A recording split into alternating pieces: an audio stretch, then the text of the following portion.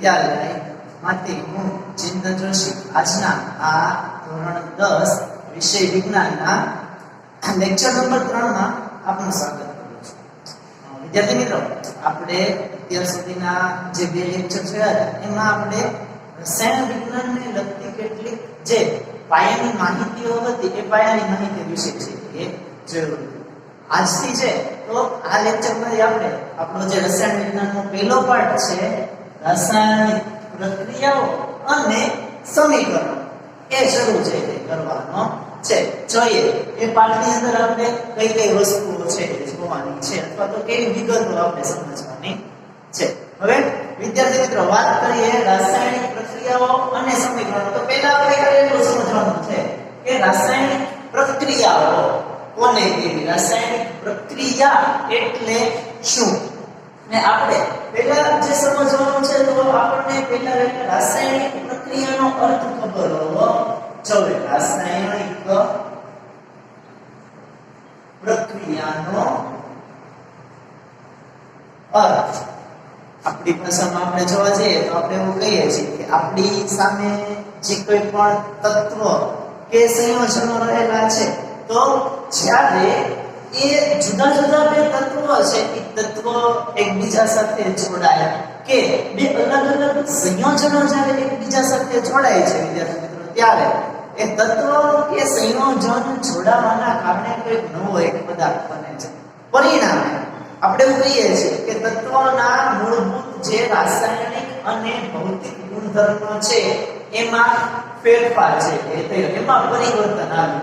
એ પરિવર્તનને આપણે શું કહીએ છીએ, રાસાયણિક પ્રક્રિયા તરીકે છે એ ઓળખીએ છે. ઉદાહરણ તરીકે સમજવું છે તો એક્ઝામ્પલ આપણે લઈ શકીએ. આપણી પાસે હાઇડ્રોજન અને ઓક્સિજન બે અલગ અલગ તત્વો છે રહેલા છે. હાઇડ્રોજન અને ઓક્સિજન બે તત્વો કેવા છે, અલગ અલગ છે. હાઇડ્રોજનના ભૌતિક અને રાસાયણિક ગુણધર્મો અલગ છે, ઓક્સિજનના ભૌતિક અને રાસાયણિક ગુણધર્મો છે અલગ છે. પણ જ્યારે આ બે જુદા જુદા તત્વ અથવા તો કોઈ બીજા બે સંયોજનો હશે, જ્યારે ઈ બે અથવા બે કરતા વધારે જુદા જુદા તત્વો કે સંયોજનો જ્યારે એકબીજા સાથે જોડાય છે ત્યારે એમાંના જે આ મૂળભૂત તત્વો છે એના ભૌતિક અને રાસાયણિક ગુણધર્મોમાં પરિવર્તન જોવા મળે છે. હાઇડ્રોજન અને ઓક્સિજન છે એ સંયોજાય અને આપણને પાણી છે તે બનતું જોવા મળે છે. એટલે જ્યારે આ બે તત્વો જોડાઈને પાણી બનાવે છે તો તમે એના ભૌતિક અને રાસાયણિક ગુણધર્મોની ચકાસણી કરો તો એના જે પાણીના ભૌતિક અને રાસાયણિક ગુણધર્મો છે એ રાસાયણિક ગુણધર્મો આપણને હાઇડ્રોજન અને ઓક્સિજન છે એના રાસાયણિક ગુણધર્મો કરતા કંઈક અલગ છે એ જોવા મળે છે, અલગ પડતા જોવા મળે છે. એટલે જ્યારે આવી રીતે બે કરતા વધારે તત્વો કે સંયોજનો ભેગા થાય એના ભૌતિક કે રાસાયણિક ગુણધર્મોમાં પરિવર્તન થઈ કોઈ નવું સંયોજન છે એ બનતું હોય ત્યારે રાસાયણિક ક્રિયા થાય છે. એને આપણે રાસાયણિક પ્રક્રિયા તરીકે એવું કહીએ છીએ.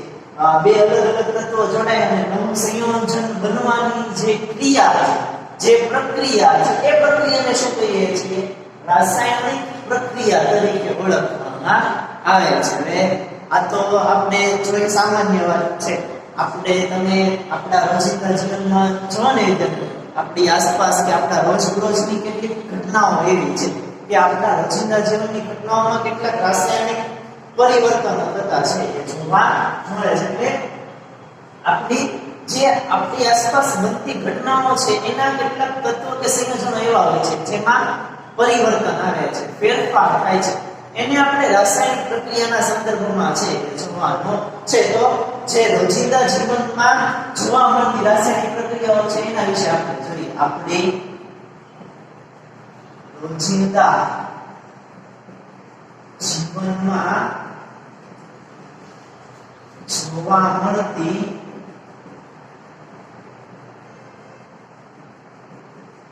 રાસાયણિક પ્રક્રિયાઓ, વિદ્યાર્થી મિત્રો, આપણા રોજિંદા જીવનમાં જોવા મળતી રાસાયણિક પ્રક્રિયાઓ છે એની વાત કરીએ તો પહેલા આવે કે ઉનાળામાં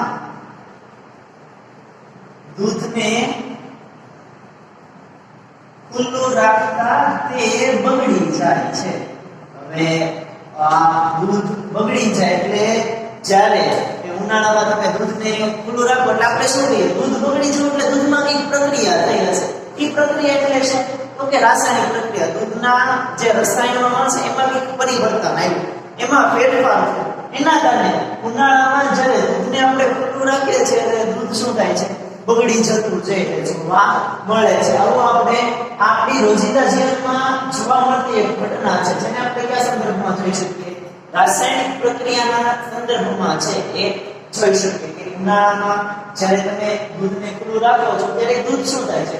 તો કે તમે જોશો કે તપેલીમાં દૂધ પડ્યું હોય તો ઉફાણો આવે એટલે બગડી જતું જોવા મળે છે. એમાંથી ખાટી વાસ છે એ આવે છે. એટલે એનો મતલબ શું થયો કે દૂધને ખુલ્લું રાખતા બગડી જાય છે. કારણ કે એની અંદરના જે રસાયણો છે એ રસાયણોમાં પરિવર્તન આવ્યું. રસાયણોના જે ભૌતિક કે રાસાયણિક ગુણધર્મો છે એમાં ફેરફાર થયો. એના કારણે દૂધ છે શું થયું?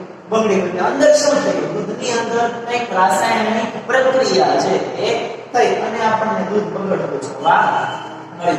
બીજું ઉદાહરણ લઈએ. લોખંડના વાસણો કે પદાર્થો, લોખંડની વસ્તુ કે પદાર્થો પર કાટ લાગવું. આપણે જોયું હશે, આપણે આપણી આસપાસ ઘણા બધા લોખંડની વસ્તુ હોય. આપણે લોખંડનો દાદરો હોય કે લોખંડના ટેબલ કે કબાટ હોય તો તમે જોશો એને હવામાં પડેલા એટલે થોડોક સમય જાય ને એટલે એની ઉપર કથ્થઈ રંગનું પડ જામી જાય છે, જેને આપણે આપણી સામાન્ય ભાષામાં શું કહીએ છીએ કે લોખંડને કાટ છે. હવે એ લોખંડ હવામાં ખુલ્લું હતું એટલે લોખંડે વાતાવરણમાંના ભેજ અને ઓક્સિજન સાથે પ્રક્રિયા પરિણામે એ લોખંડ ઉપર શું થાય છે? તો કે આપણને લોખંડ ઉપર કાટ લાગતો જોવા મળે છે. લોખંડ ઉપર કથ્થઈ રંગનું પડ જામી જાય છે. એ લોખંડની વસ્તુ કે પદાર્થ છે એના ઉપર કાટ લાગવો એટલે એને કેવી પ્રક્રિયા કહેવાય છે?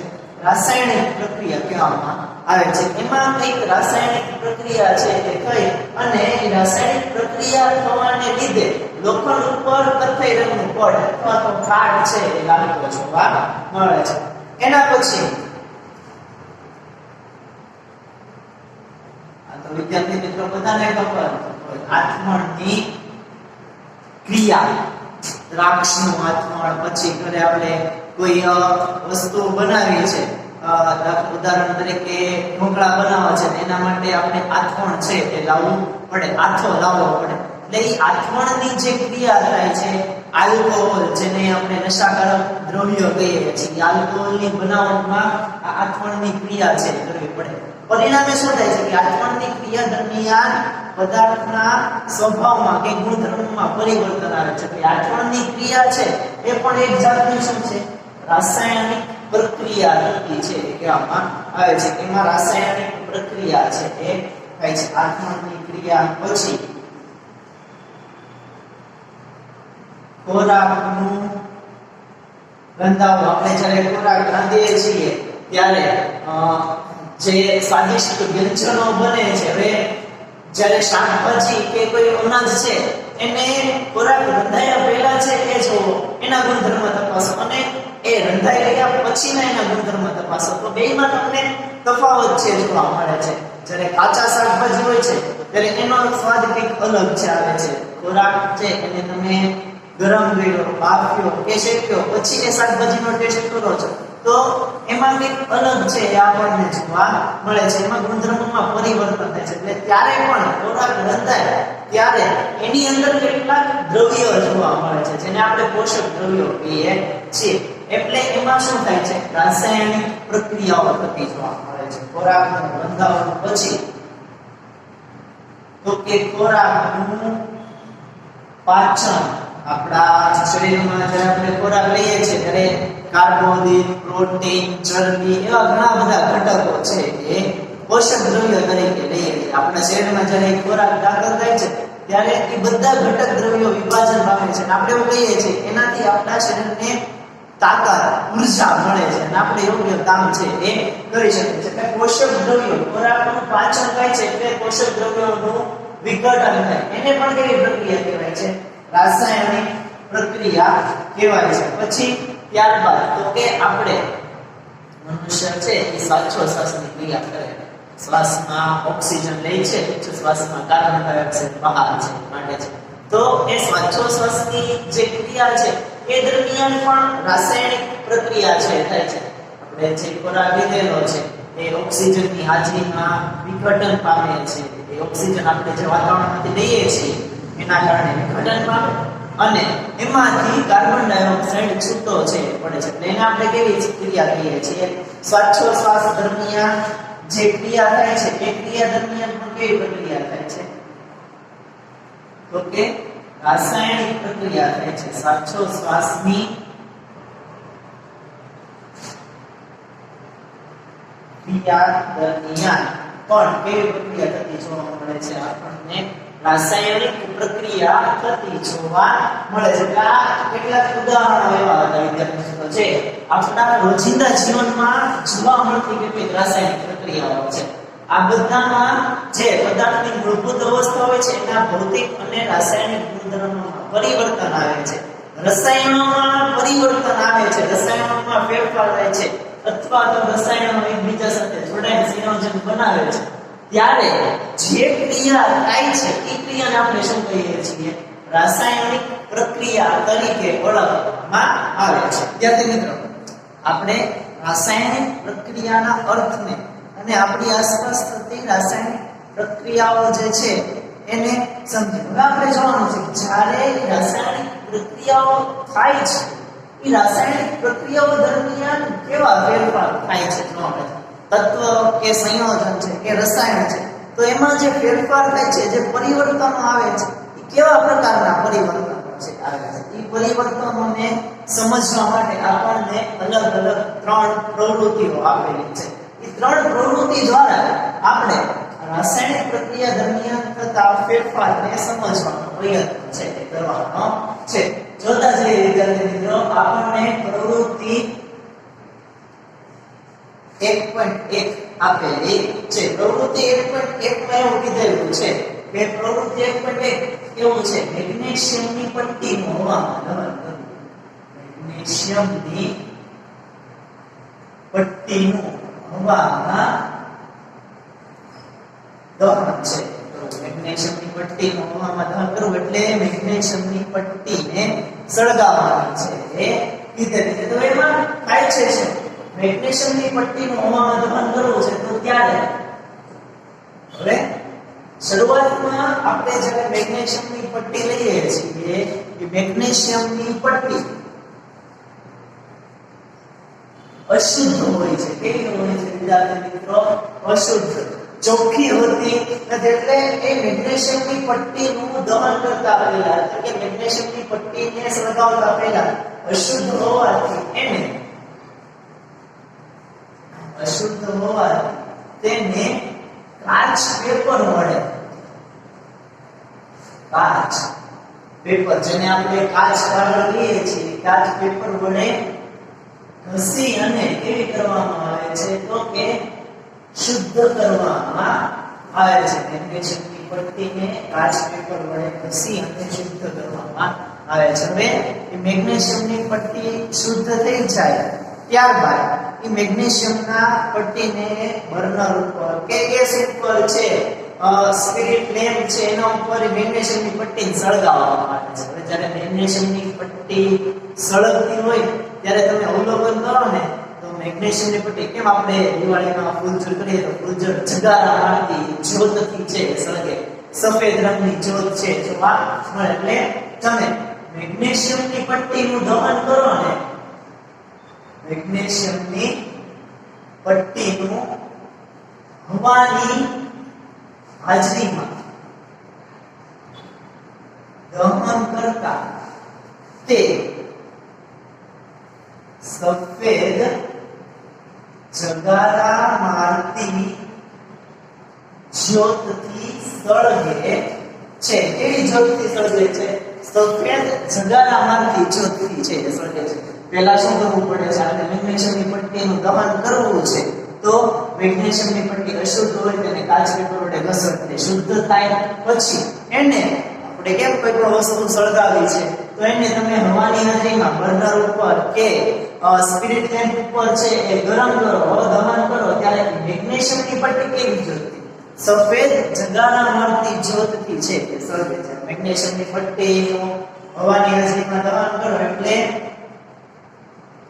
મેગ્નેશિયમની પ્રક્રિયા થાય છે હવાની હાજરીમાં. એટલે કોની હાજરીમાં? તો કે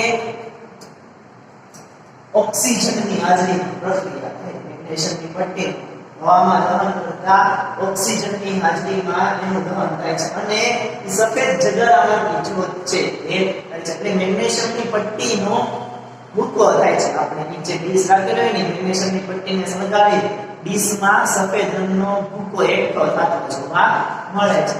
એ ભૂકો શેનો હોય છે? તો કે મેગ્નેશિયમ ઓક્સાઇડનો ભૂકો છે જોવા મળે. એટલે આવી રાસાયણિક પ્રક્રિયા થાય છે. જ્યારે મેગ્નેશિયમની પટ્ટીનું તમે હવામાં દહન કરો ત્યારે મેગ્નેશિયમ છે એ ઓક્સિજન સાથે સંયોજાય અને મેગ્નેશિયમ ઓક્સાઇડ છે એ બનાવે છે. આવું એની રાસાયણિક પ્રક્રિયા થતી જોવા મળે છે. જો આને લખું તો આ રીતે લખાય. મેગ્નેશિયમને Mg વડે દર્શાવાય છે, ઓક્સિજન એટલે O2 અને મેગ્નેશિયમ ઓક્સાઇડ એટલે MgO. મેગ્નેશિયમની પટ્ટીનું હવામાં દહન કરો ત્યારે આવી રાસાયણિક પ્રક્રિયા આપણને થતી છે જોવા મળે છે. તો આ તો વાત હતી વિદ્યાર્થી મિત્રો પ્રવૃત્તિ 1.1 મેગ્નેશિયમની પટ્ટીનું હવામાં દહન કરો ત્યારે આવો ફેરફાર છે થતો જોવા મળે છે. હવે આપણને બીજી પ્રવૃત્તિ આપેલી છે. પ્રવૃત્તિ નંબર 1.2. એમાં આપણને શું કીધેલું છે? પ્રવૃત્તિ નંબર 1.2 માં તો કે આપણી પાસે એક કસનળી છે. કસનળીમાં આપણે લેડ નાઇટ્રેટનું દ્રાવણ છે એ લીધેલું છે. કયું દ્રાવણ લીધેલું છે? Lead nitrate PbNO3 twice. આવી રીતે લખાય લેડ નાઇટ્રેટ PbNO3 twice. હવે લેડ નાઇટ્રેટ છે ને એનો ભૂકો કે દ્રાવણ ઈ સફેદ રંગ છે એ ધરાવે છે. કેવો રંગ ધરાવે છે વિદ્યાર્થી મિત્રો? સફેદ રંગ. ઈ લેડ નાઇટ્રેટના દ્રાવણમાં આપણે પોટેશિયમ આયોડાઇડ ઉમેરીએ છીએ. પોટેશિયમ આયોડાઇડ એને KI તરીકે ઓળખવામાં આવે છે. ઈ દ્રાવણ કેવું છે? રંગવિહીન દ્રાવણ છે. એટલે કસનળીમાં શું બન્યું? દ્રાવણ બન્યું. આ લેડ નાઇટ્રેટનું દ્રાવણ સફેદ રંગનું હતું. પોટેશિયમ આયોડાઇડ KI એનું તમે રંગવિહીન દ્રાવણ છે એ ઉમેર્યું. ઈ ઉમેર્યું એટલે હવે કસનળીમાં કઈ રાસાયણિક પ્રક્રિયાઓ થઈ છે. રાસાયણિક પ્રક્રિયા થઈ અને આ લેડ નાઇટ્રેટ અને પોટેશિયમ આયોડાઇડ, લેડ નાઇટ્રેટમાં પોટેશિયમ આયોડાઇડ ઉમેર્યો એટલે રાસાયણિક પ્રક્રિયા થઈ અને લેડ આયોડાઇડ અને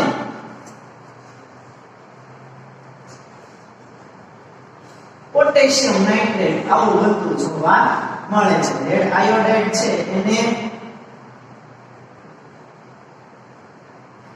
PbI2 અને પોટેશિયમ નાઇટ્રેટ એટલે KNO3 એના વડે દર્શાવવામાં આવે છે. આવું દ્રાવણ છે એ તમને કસનળીમાં સમજવાનું છે. હવે આ દ્રાવણ છે એ તમે જોવો ને તો ઈ દ્રાવણ પીળા રંગનું બને છે. કેવું બને વિદ્યાર્થી મિત્રો? પીળા રંગનું દ્રાવણ બનતું જોવા મળે છે. એટલે અહીંયા આપણે શું કહી શકીએ તો કે લેડ નાઇટ્રેટ અને પોટેશિયમ આયોડાઇડનું જે દ્રાવણ છે એ કેવું હતું? તો કે એક સફેદ રંગવિહીન દ્રાવણ છે. એમાં રાસાયણિક પ્રક્રિયા થઈ એટલે શું થયું? પીળા રંગનું દ્રાવણ બન્યું. એટલે આપણે શું કહી શકીએ? રાસાયણિક પ્રક્રિયા દરમિયાન જોવા મળતો ફેરફારમાંનો એક ફેરફાર કહી શકીએ કે રાસાયણિક પ્રક્રિયા થઈ એ દરમિયાન શું થતું જોવા મળે? તો કે દ્રાવણના રંગમાં પરિવર્તન થતું જોવા મળે છે. આ એક ફેરફાર આપણે નોંધી શકીએ રાસાયણિક પ્રક્રિયા દરમિયાન કે દ્રાવણનો રંગ છે એ કેવો થતો જોવા મળે છે? પરિવર્તન થતું અથવા તો દ્રાવણના રંગમાં ફેરફાર થતો છે તે જોવા મળે છે. આપણે એ લખી શકીએ રંગમાં પરિવર્તન થાય. હજી એક ઉદાહરણ સમજાવું આપણે આની પહેલા છે કે હમણાં શરૂઆતમાં હાઇડ્રોજન અને ઓક્સિજનની વાત કરી તો અને એમાંથી પાણી બને છે. હાઇડ્રોજન અને ઓક્સિજન એ બે તો વિદ્યાર્થી મિત્રો કેવા સ્વરૂપે છે? વાયુ સ્વરૂપે છે ને. હાઇડ્રોજન એ વાયુ સ્વરૂપ છે, ઓક્સિજન એ વાયુ સ્વરૂપ છે. પણ જ્યારે એ હાઇડ્રોજન અને ઓક્સિજન જોડાણા ત્યારે શું બન્યું? પાણી બન્યું. એટલે એ પણ એક રાસાયણિક પ્રક્રિયા હતી. એ હાઇડ્રોજન ઓક્સિજન બે એકબીજા સાથે જોડાણા પાણી સ્વરૂપ બન્યું ત્યારે હાઇડ્રોજન ઓક્સિજન વાયુ સ્વરૂપ હતા. પણ પાણી બને છે, પાણી કેવું બને છે? પ્રવાહી સ્વરૂપ છે બને છે. એ ત્યારે જે રાસાયણિક પ્રક્રિયા થઈ એ રાસાયણિક પ્રક્રિયા દરમિયાન શું થયું? તો કે જે તત્વ હતા એ તત્વની જે આપણે દ્રવ્યની ત્રણ અવસ્થા કહીએ છીએ ઘન, પ્રવાહી અને વાયુ, એ અવસ્થામાં પરિવર્તન આવ્યું. એ અવસ્થામાં શું થયું? ફેરફાર છે એ તો આપણે લખીએ હાઇડ્રોજન કયા સ્વરૂપે જોવા મળે? વાયુ વત્તા ઓક્સિજન એ કયા સ્વરૂપે જોવા મળે? વાયુ. એમાંથી બને શું?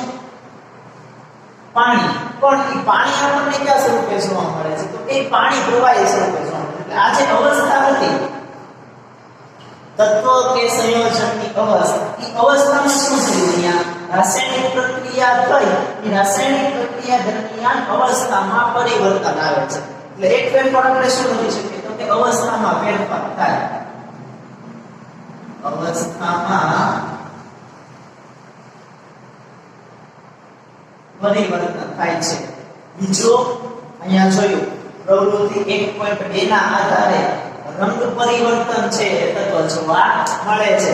જ્યારે લેડ નાઇટ્રેટ અને પોટેશિયમ આયોડાઇડ હતા ત્યારે દ્રાવણ છે એ બે એક અલગ અલગ રંગ ધરાવતા હતા. પણ જ્યારે એ બે વચ્ચે રાસાયણિક પ્રક્રિયા થઈ ગઈ ત્યારે આ દ્રાવણ છે કેવા રંગનું થઈ ગયું? તો કે આપણને પીળા રંગનું દ્રાવણ છે એ જોવા મળ્યું. એટલે રાસાયણિક પ્રક્રિયા દરમિયાન શું થયું? તો કે રંગમાં પરિવર્તન છે તત્વ જોવા મળે છે. ચલો વિદ્યાર્થી મિત્રો એના પછી વાત કરીએ આપણને જે ત્રીજી પ્રવૃત્તિ આપેલી છે પ્રવૃત્તિ નંબર 1.3. તો એમાં આપણને શું કીધેલું છે? 1.3 પ્રવૃત્તિમાં કે કોનિકલ ફ્લાસ્ક એની અંદર ઝીંકના દાણા લીધેલા છે અને એમાં હાઇડ્રોક્લોરિક એસિડ છે ઉમેર્યું છે. લખી આપણે કે કોનિકલ ફ્લાસ્કમાં ઝીંકના ટુકડા તેમાં શું ઉમેર્યું છે? તો કે મંદ હાઇડ્રોક્લોરિક એસિડ. એટલે ફ્લાસ્કમાં પેલા હતું શું? તો કે ઝીંકના ટુકડા હતા. Zn સ્વરૂપે બતાવાય. એમાં ઉમેર્યું શું? તો કે હાઇડ્રોક્લોરિક એસિડ છે એ ઉમેર્યું.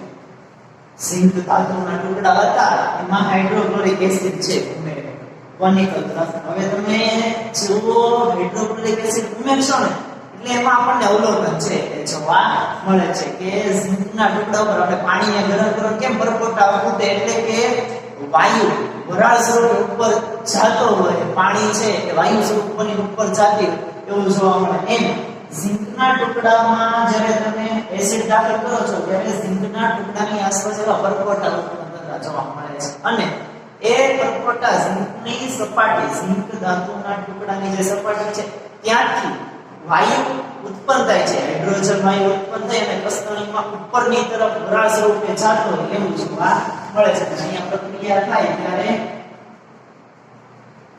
ઝીંક ક્લોરાઇડ ZnCl2 વત્તા હાઇડ્રોજન વાયુ H2 ઉત્પન્ન થતો છે તે જોવા મળે છે. એટલે અહીંયા શું થયું? તો કે રાસાયણિક પ્રક્રિયા થઈ. ઝીંક અને HCl, Zn અને HCl વચ્ચે રાસાયણિક પ્રક્રિયા થઈ ત્યારે એક પ્રક્રિયા દરમિયાન શું ઉત્પન્ન થતું જોવા મળ્યું આપણને કસરણીમાં આપણે અવલોકન કર્યું કોનિકલ ફ્લાસ્કમાં અવલોકન કર્યું તો ઝિંક ધાતુના જે ટુકડા હતા એ ટુકડા ઉપરથી આપણને વાયુ ઉત્પન્ન થતો છે જોવા મળ્યો એટલે રાસાયણિક પ્રક્રિયા દરમિયાન જોવા મળતો એક ફેરફાર આપણે શું કહી શકીએ તો કે વાયુ ઉદ્ભવે છે વાયુ ઉત્પન્ન થતો છે જોવા મળે આપણે શું લખી શકીએ વાયુ ઉદ્ભવે વાયુ ઉત્પન્ન છે થતો જોવા મળે છે ચલો એના પછી લખીએ વિદ્યાર્થી મિત્રો જ્યારે આ પ્રક્રિયા થાય છે કોનિકલ ફ્લાસ્કમાં ઝિંકના ટુકડા હોય છે ત્યારે તમે કોનિકલ ફ્લાસ્કને અડો ને બહારથી તો એ કોનિકલ ફ્લાસ્કની સપાટી ઠંડી હોય છે પ્રમાણમાં ઠંડી હોય છે પણ જેવો એમાં હાઇડ્રોજન વાયુ ઉત્પન્ન થાય છે એટલે કે રાસાયણિક પ્રક્રિયા શરૂ થઈ જાય પછી તમે કોનિકલ ફ્લાસ્કને અડો તો ઝિંકમાં એસિડ ઉમેર્યા બાદ હાઇડ્રોક્લોરિક એસિડ ઉમેર્યા બાદ જ્યારે હાઇડ્રોજન વાયુ ઉત્પન્ન થાય છે અને પછી તમે કોનિકલ ફ્લાસ્કને અડો તો કોનિકલ ફ્લાસ્ક ગરમ લાગે પ્રમાણમાં જે તાપમાન હોય છે ફ્લાસ્કનું એ કેવું થઈ જાય છે વધી જતું જોવા મળે છે એટલે ચોથો ફેરફાર રાસાયણિક પ્રક્રિયા દરમિયાન જોવા મળતો ચોથો ફેરફાર આપણે શું કહી શકીએ તો કે તાપમાનમાં પરિવર્તન આવે છે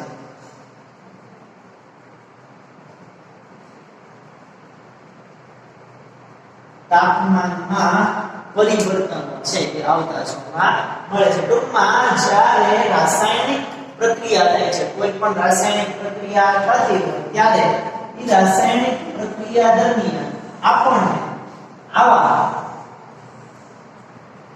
ચાર ફેરફારો થતા જોવા મળે છે કાં એની અવસ્થામાં ફેરફાર થતો હશે કાં રંગમાં પરિવર્તન થતું હશે કાં વાયુ ઉદ્ભવતો હશે અથવા તો તાપમાનમાં પરિવર્તન થતું હશે કોઈ એક રાસાયણિક પ્રક્રિયામાં આ ચારે ચાર ફેરફાર આપણને એક સાથે જોવા મળે એવું જરૂરી છે નહીં આમાંથી કોઈ પણ એક ફેરફાર થઈ શકતો હોય અથવા તો બે ફેરફાર છે કદાચ એવું શક્ય ન પણ હોય કે કોઈ રાસાયણિક પ્રક્રિયા દરમિયાન આપણને આ ચારે ચાર ફેરફાર છે એક સાથે છે જોવા મળે પણ મોટા ભાગે રાસાયણિક પ્રક્રિયા દરમિયાન આપણને રાસાયણિક પ્રક્રિયા દરમિયાન આવા ફેરફાર થતા જોવા મળે છે કે જે રાસાયણિક પ્રક્રિયામાં ભાગ લેતા તત્વ આ જેની વચ્ચે પ્રક્રિયા થાય છે એને પ્રક્રિયામાં ભાગ લેતા તત્વ કે સંયોજન કહેવામાં આવે છે એ ભાગ લેતા તત્વ કે સંયોજનોના આવા ફેરફાર થાય છે એ ભાગ લેતા તત્વ કે સંયોજનોમાં રાસાયણિક પ્રક્રિયા દરમિયાન એની અવસ્થામાં પરિવર્તન થઈ શકે એના રંગમાં પરિવર્તન થઈ શકે છે અથવા તો વાયુનો ઉદ્ભવ થઈ શકે છે કાં તાપમાનમાં પરિવર્તન થતું છે જોવા મળે છે આવો ફેરફાર છે આપણને રાસાયણિક પ્રક્રિયા દરમિયાન જોવા મળે છે આટલી વિગત છે આ જે વિગત એ તમારે તમારી નોટબુકમાં છે તે લખવાની છે વિદ્યાર્થી મિત્રો આપણે રાસાયણિક પ્રક્રિયાનો અર્થ અને એ પ્રક્રિયા દરમિયાન કેવા પ્રકારનો ફેરફાર થાય છે એને છે એ સમજો હવે આપણે જોવાનું છે રાસાયણિક સમીકરણ છે લખવું કે તમે રાસાયણિક સમીકરણને કેવી રીતે દર્શાવી છે એ શકો છો જોઈએ કે રાસાયણિક સમીકરણને આપણે કઈ રીતે લખી શકીએ હવે ફરીથી આપણે આપણી પ્રવૃત્તિ 1.1 છે ને એ યાદ કરીએ તો એમાં આપણે એવું જોયું કે પ્રવૃત્તિ 1.1 માં શું થતું તો કે તમે મેગ્નેશિયમની પટ્ટી છે મેગ્નેશિયમની પટ્ટીને હવાની હાજરીમાં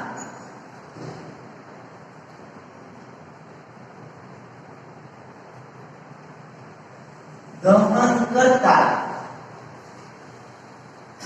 મેગ્નેશિયમ ઓક્સાઇડ હવાની હાજરીમાં દહન કરતા મેગ્નેશિયમ ઓક્સાઇડ બને છે આવું આપણે જોયું પ્રવૃત્તિ 1.1 માં હતું જેમાં મેગ્નેશિયમની પટ્ટીને હવાની હાજરીમાં દહન કરતા મેગ્નેશિયમ ઓક્સાઇડ છે એ બનતો જોવા મળે છે હવે આ તો વિદ્યાર્થી મિત્રો આખું વાક્ય થયું ને આખું વિધાન થયું તો આ જે આખું વિધાન સ્વરૂપ છે આ છે એને આપણે કેવું કહીશું વિધાન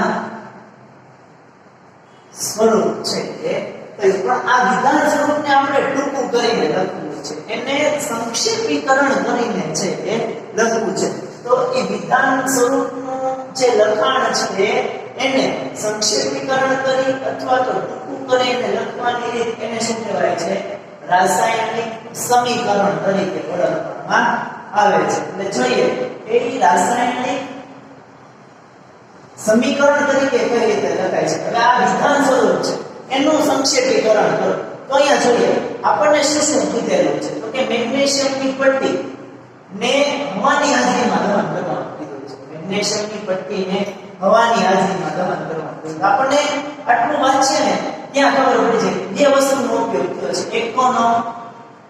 તો કે મેગ્નેશિયમનો ઉપયોગ થયો. મેગ્નેશિયમની પટ્ટી એટલે એમાં શું હોવાનું? મેગ્નેશિયમ હોવાનું. એ મેગ્નેશિયમની પ્રક્રિયા કોની હાજરીમાં? હવાની હાજરીમાં. હવાની હાજરીમાં એટલે હવામાં શું હોવાનું? ઓક્સિજનની હાજરીમાં આપણે દહન છે પદાર્થને સળગાવો તો કોની હાજરીમાં સળગે છે? ઓક્સિજનની હાજરીમાં સળગે છે. મેગ્નેશિયમ નું દહન કોની હાજરીમાં થાય છે? ઓક્સિજનની હાજરીમાં થાય છે. અને શું બને છે? તો કે મેગ્નેશિયમ ઓક્સાઇડ છે એ બને છે. આ જે વિધાન સ્વરૂપ છે એને આપણે રાસાયણિક સમીકરણ સ્વરૂપે લખવું છે. તો આવું આ વિધાન સ્વરૂપનું ટૂંકું કરી સંક્ષેપીકરણ કરી આ રીતના એને આપણે રાસાયણિક સમીકરણ તરીકે છે એ લખી શકીએ. જ્યારે એને ટૂંકું કરીએ અને લખીએ ત્યારે રાસાયણિક સમીકરણ તરીકે ઓળખાય છે. જે પ્રક્રિયામાં ભાગ લે છે, જે વસ્તુ બને છે, મેગ્નેશિયમ ઓક્સિજન એ બે વચ્ચે પ્રક્રિયા થાય છે અને મેગ્નેશિયમ ઓક્સાઇડ છે એ બને છે. આને આપણે રાસાયણિક સમીકરણ છે એ કહી શકીએ છીએ. હવે આ મેગ્નેશિયમ શબ્દ, ઓક્સિજન શબ્દ, મેગ્નેશિયમ ઓક્સાઇડ છે એ શબ્દ છે. આ જે રાસાયણિક સમીકરણ લખ્યું એને આપણે શાબ્દિક સમીકરણ છે એ કહીશું. કેવું સમીકરણ કહેવાય છે વિદ્યાર્થી મિત્રો? શાબ્દિક સમીકરણ કહેવાય છે. આને હજી ટૂંકું કરવું છે અને હજી આપણે નાનું કરવું છે. આ શબ્દનો સંજ્ઞા સ્વરૂપ છે એ આ મેગ્નેશિયમ છે તો મેગ્નેશિયમની સંજ્ઞા લખીએ Mg વત્તા ઓક્સિજન છે, ઓક્સિજનની સંજ્ઞા લખીએ O2. મેગ્નેશિયમ ઓક્સિજન વચ્ચે પ્રક્રિયા થાય છે, બને છે શું? Magnesium oxide. તો આ પણ એક રાસાયણિક સમીકરણ થયું. એને કેવું સમીકરણ કહીશું વિદ્યાર્થી મિત્રો? સંજ્ઞાકીય સમીકરણ તરીકે ઓળખવામાં આવે છે. મેગ્નેશિયમ આ વિધાન સ્વરૂપ હતું. મેગ્નેશિયમની પટ્ટીને હવાની હાજરીમાં દહન કરતા મેગ્નેશિયમ ઓક્સાઇડ બને. લાંબુ પડે અને આપણે ટૂંકું કરવું છે. સરળતાથી સમજાય માટે ટૂંકું કરીને લખવું છે. અહીંયાથી આપણને ખબર પડી જાય આમાં આપેલું છે કોની વચ્ચે પ્રક્રિયા થાય છે? મેગ્નેશિયમ અને હવાની હાજરી. હવાની હાજરી એટલે ઓક્સિજન. તો અહીંયા આપણને આપી દીધું મેગ્નેશિયમ અને ઓક્સિજન બેની વચ્ચે પ્રક્રિયા થાય. આપણે અહીંયા લખ્યું મેગ્નેશિયમ વત્તા ઓક્સિજન રાસાયણિક સમીકરણ. શું બને છે? પ્રક્રિયાને અંતે પ્રક્રિયા થઈ ગયા બાદ શું બને છે એ આપી દીધેલું. મેગ્નેશિયમ ઓક્સાઇડ બને છે એને અહીંયા લખ્યું મેગ્નેશિયમ ઓક્સાઇડ અને આપણું સમીકરણ બની ગયું રાસાયણિક સમીકરણ. આ સમીકરણ છે એને કેવું કહેશું? શાબ્દિક સમીકરણ કહેવામાં આવે છે. આપણે હજી ટૂંકું કરવું છે. આપણે શું કહેવું? તો કે આપણે એની સંજ્ઞા વાપરી મેગ્નેશિયમને Mg, ઓક્સિજનને O2, મેગ્નેશિયમ ઓક્સાઇડને Mg. આ સમીકરણને કેવું કહેવાય છે? સંજ્ઞાકીય સમીકરણ છે એ કહેવામાં આવે છે.